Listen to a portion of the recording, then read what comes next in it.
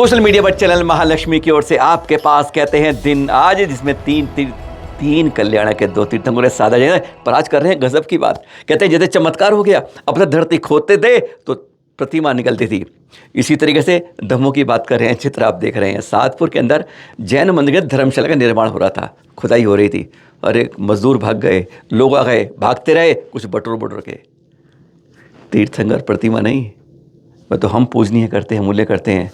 वहाँ खजाना निकल रहा था, अंग्रेजों के समय के चांदी के सिक्के निकल रहे थे। गजब की बात है, और लोग ढूंढते जा रहे थे। जो लेता चंपत हो जाता। पुलिस परेशान है, क्या जैन मंदिरों के नीचे इस तरह के सिक्के मिलना एक नए संकेत की बात करता है। क्या बात है। और अभी तो खुदाई रोक दी गई है, वह है धर्मशाला की, जो साधपुर में दमोह जिले में हो रही थी। हैरानगी होती है कि आज खुदाई में प्रतिमाओं के साथ अब ये संपत्ति किसकी हुई? जैन समाज की। सरकार ढूंढ रही है, मारामारी कर रही है। पहले आपको दृश्य दिखाते हैं कि किस तरह लोग आए, जो मजदूर थे वो तो लेके बटोर के चलते रहे और बाद में लोग भी आए। दृश्य दिखाते हैं। जंगल की आग की तरह बात फैल गई कि जैन धर्मशाला की खुदाई के अंदर चांदी के सिक्के निकल रहे हैं, और देख रहे हैं कितनी भीड़, खट खट खट लोग आ रहे, बटोरते जा रहे, भागते जा रहे। पुलिस वाले भी आए, खाली हाथ लौट गए, क्योंकि तब तक मैदान साफ कर गए थे सारे लोग। हैरानगी हो जाती है, देखिए कितनी ताबड़तोड़ खुदाई रोक दी गई है। क्या नीचे कोई विशाल भंडार है इस तरह का? क्या कोई इतिहास के अंदर यहाँ बहुत कुछ दबा है? अभी तो थोड़ा सा टेलर में लिखा है, कहते हैं पूरी फिल्म अभी बचा है। हाँ, क्या पुलिस वालों ने कहा वो ढूंढ रहे हैं अभी तक? अधिकारी का कहना क्या है, सुनते जाइए। वह भी हाथ मार रहे हैं, उनकी तलाश सोच रहे हैं कि कुछ तो मिल जाए। देखिए जरा, सुनिए। क्या मामला है? ये सिक्के मिलने की बात सामने आई है। इस पर मैंने रिपोर्ट मांगी है, और रिपोर्ट आने के बाद जो है सिक्कों को सुरक्षित करने के लिए जो नियम है, उन नियमों के अंतर्गत हम कार्रवाई करेंगे। कर्नाटक ने रच दिया इतिहास। ना भूतो भविष्यति में ऐसा होगा तो कहेंगे हम होंगे कामयाब। जैन आंदोलन हो और उसमें पक्ष और विपक्ष दोनों पार्टियां हों, दोनों के प्रदेश के अध्यक्ष हो, असंभव आज तक नहीं हुआ है। एक दो नहीं, 18 एमएलए हो, दोनों पार्टी के हो और दोनों जैनों का समर्थन करते हो। उप मुख्यमंत्री पहुंच जाए भागते भागते और सारी बातें कबूल कर ले। 300 ग्राम पंचायत के अध्यक्ष, कोई प्रचार नहीं किया गया। 72 घंटे पहले आंदोलन की घोषणा की थी आचार्य श्री गुरुधर नंदी जी ने, फिर अपील की भट्टारकों ने, और एक इतिहास बना दिया बस्तावड़ के अंदर। सामने बेलगांव के अंदर विधानसभा चल रही थी और विधायक वहां नहीं, यहां मंच पर आ रहे थे। असंभव। कोई लिटरेचर नहीं छपा, केवल सोशल मीडिया पे जानकारी भेजी गई थी, और कहते हैं आज वह जंगल की आग की तरह पूरे कर्नाटक में फैल गई थी। हमने कहा था आपको कल 20-25 हज़ार लोग थे।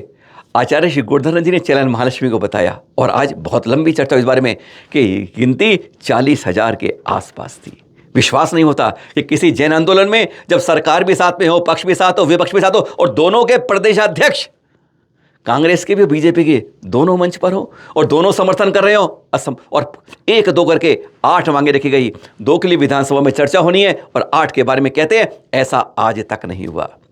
1500 लोगों ने अपनी गाड़ियां दे दी निःशुल्क लोगों को लाने के लिए, और एक में जहां 7 या 8 की बैठनी थी तो 12-12 लोग भर के आए थे गाड़ी के अंदर। यह व्यवस्था करी गई थी, और अनेक कितनी निजी गाड़ी थी छोड़ दीजिए। जैन युवक मंडल है ना बेलगांव का, उसके बारे में अचानक बहुत खास कार्य उन्होंने पूरा सहयोग दिया, और संस्था 7 भट्टारक भी मौजूद थे। और क्या क्या घोषणाएं पहले वह सुन लीजिए। जैन आयोग जिसकी फाइलें लगभग बंद हो गई थी, अब चालू होगी, और विधानसभा में इस बारी घोषणा सत्र चल रहा है, घोषणा की पूरी उम्मीद होगी। दूसरी बात जो बहुत बड़ी थी, अभी तक अल्पसंख्यक के लिए हमारे यहाँ किसी आयोग का अध्यक्ष नहीं बनाया गया है। जब से बना है हमेशा ही मुस्लिम बना है, तो यहाँ फैसला किया गया, भाई मान लिया उनकी संख्या अल्पसंख्यक बहुत ज़्यादा है, पर हमारी भी है कुछ, तो एक चांस चैनल उसके लिए अंदर जैन आयोग को मिलना चाहिए, जो चैनल महालक्ष्मी को आचार्य श्री गुरुधर ने स्पष्ट बताया। और उम्मीद है इस विधानसभा की चर्चा चल रहा है, आज कल में इस पर भी चर्चा। 200 करोड़ का फंड अलग रखा जाए जैन समाज के लिए, जिसमें मुख्य था तीर्थों के जीर्णोद्धार की बात। जो हम लोग गए थे ना वरूर में चैनल महालक्ष्मी वाले टीम के साथ में 30 क्षेत्र कमेटी गई, तो हमने ये मांग रखी थी कि आचार्य श्री आपकी बात कर्नाटक में बहुत सुनी जाती है, तो क्यों नहीं एक बात ये रखी। उन्होंने उस बात को पूरा रखा कि तीर्थों के जीर्णोद्धार के लिए 200 करोड़ फंड, जिसमें छात्रों के लिए भी एजुकेशन फंड मिल जाए, खेती बाड़ी के लिए मिल जाए, साथ में कल्याण योजनाओं का भी शामिल हो। यह भी चर्चा कि कितना फंड अब देंगे वो, यह इस विधानसभा के 2-3 दिन के अंदर चर्चा के अंदर फैसला होगा। एक और बात की गई, अंडे की अब जैन संस्थानों में सप्लाई नहीं होगी। साथ में यह भी कहा कि जो अन्य संस्थान मिड डे मील में नहीं चाहते अंडा, उनके लिए भी अब अनिवार्य अंडा नहीं होगा। स्वेच्छा से अगर वे कहते हैं कि नहीं चाहिए अंडा, तो उनको अब मूंगफली या केले उसकी जगह पर दिए जाएंगे। है ना अच्छी बात। और दूसरी एक और बात, क्या क्या बात हुई, बहुत खजब की बात थी। हॉस्टल जो बनाती है सरकार, उसमें क्या है, नॉन वेज बनता ही है।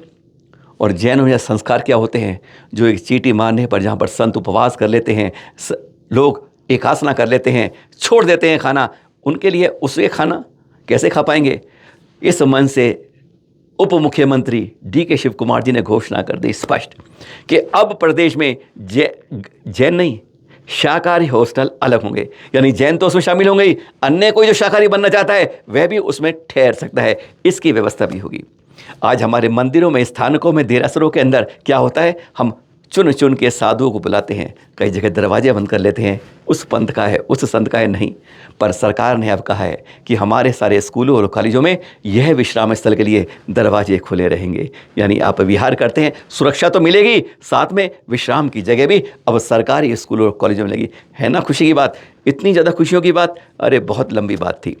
जैन बच्चों के लिए स्कॉलरशिप की योजना बंद होने वाली थी, आपको नहीं मालूम होगा, क्योंकि हमें तो ये नहीं मालूम कि शुरू कब हुई थी या हमें लेना है। उस बात के लिए भी वादा कर लिएगा मन से कि अब जैनों को स्कॉलरशिप वाली जो है वह बंद नहीं हो। और दूसरी एक बहुत इंपॉर्टेंट बात, जैन नहीं, सभी अल्पसंख्यक शिक्षण स्थानों के लिए क्या होता है पता है आप लोगों को, नहीं मालूम होगा कि 50% आधी सीटें अल्पसंख्यकों के लिए रखनी पड़ती हैं। लेकिन अल्पसंख्यक लोग आ नहीं पाते हैं, उतने वो सीटें खाली रह जाती हैं। यानी एक तरफ फंड कमज़ोर और दूसरा छात्र भी कम हो जाते हैं। लेकिन यहाँ मन से घोषणा कर दी गई कि अब यह छूट मिल रही है कि उन्हें आप जनरल कैटेगरी से भर सकते हैं। इससे वह संस्थान मजबूत होता है फाइनेंशियली, और उनकी सीटों से शिक्षा करने वाले लोग ज़्यादा हो जाते हैं बच्चे। ऐसी कई खबरें आई, 18 MLA, 5 मंत्री, 300 ग्राम पंचायत सदस्य और 40,000 लोग। आज तक के किसी जैन आंदोलन में आज तक का इतिहास है, कभी नहीं आए जैनों के साथ। बहुत गजब की बात। आचार्य श्री गर्दन जी को सादर नमन, और साथ में 7 भट्टारक थे, उन सबकी इच्छा में के साथ आप सभी का अभिवादन, जो कर्नाटक में ये नया इतिहास रचा है। दिगंबर जैन संतों की तपश्चर्या के बारे में हर कोई दांतों तले उंगली दबाता है। आचार्य श्री कुशाग्र जी 45 दिनों के निर्जल उपवास के बाद महापारणा का इंतजार करिए, आ रहा है इस रविवार को, यानी 15 दिसंबर सुबह 10 बजे महापर्ण। हाँ, कहाँ पर है तो कुछ लोग पूछेंगे, आप महाराष्ट्र के अंदर है, पहले औरंगाबाद कहते थे, अब संभाजी नगर में है, हुडको के अंदर है। कलतरु शांतिनाथ दिगंबर जैन अग्रवाल मंदिर के प्रांगण में होगा। एक इतिहास रचा जाएगा आचार्य श्री के द्वारा। आचार्य श्री द्वारा चतुर्मास के अंदर गजब के उपवासों की श्रृंखला लगाई गई थी, और इसके अंदर भी 11 लाख मूल मंत्रों का जाप किया गया। उन सबकी आहुति भी होगी, और साथ में 2438 बीज मंत्र भी। इन सब की आहुति उसी दिन 15 दिसंबर को दोपहर 1 बजे तपोत्सव कार्य में होगी। हाँ, पिछी परिवर्तन कार्यक्रम भी होगा। विश्वास नहीं होता कि जब दिगंबर संत इस तरह की तपस्या करते हैं, लोग दांतों तले उंगली लगाते हैं। क्या ऐसा हो सकता है? सचमुच चलता फिरता जैन संत आज पूरे इतिहास में, पूरे देश में नहीं, पूरे विश्व में एक सचमुच अजूबा होता है जब वह तप की पराकाष्ठा में ऊपर पहुंच जाता है। धन्य है कुशाग्र जी, जिनकी तपश्चर्या है, और सौभाग्य तब मिलता है जब पारणा का एक रास हमारे हाथ से चलता है। क्या आज बच्चों में ही जूडो, कराटे, स्पेशली कराटे सीखना आवश्यक हो गया है? आज जिस तरह के संकट के बादल दिखते हैं, इसलिए आत्म सुरक्षा के अंदर इसकी आवश्यकता महसूस हो रही है। ये देख रहे हैं अब ये शिरपुर के अंतरिक्ष पार्श्वनाथ, जहाँ कई बार भाई भाई लड़ जाते हैं। गजब की बात है, कोई भेदभाव करने वाले आज आपस में एक ही पिता के औलाद होने के बावजूद ऐसा। यहाँ बच्चों को संस्कार दिए गए। तामसी ग्राम के अंदर शिरपुर के पास अलग श्री सिद्धांत सागर जी की प्रेरणा थी। ये पहला कराटे प्रशिक्षण शिविर लगाया गया कि हमें अपनी जैनों ने कभी दूसरे पर हमला नहीं किया। यह इतिहास नहीं, वर्तमान भी यही कहता है। थप्पड़ खा लेता है, दूसरा लगाने की हिम्मत कर लेता है, लेकिन हम में से कोई बोल नहीं पाता है। पर आज सुरक्षा की बात तो है, उसका हाथ रोक तो सकते हैं हम, अगर दूसरे पे हाथ नहीं। इसलिए कराटे की एक पहला शिविर प्रशिक्षण लगा। बहुत अच्छी बात है। बच्चों को, विशेषकर बालिकाओं को, अपने पैरों पर इतने मजबूत रहें कि जोड़ जा सके तो जोड़ा होके चौड़े होकर चल सके, सुरक्षित रह सकें। इसलिए कराटे की आज आवश्यकता है और इसकी ये शुरुआत है। जाते जाते ये चित्र और दिखाते हैं आपको। जी हाँ, सयादत विद्यालय वाराणसी के हैं।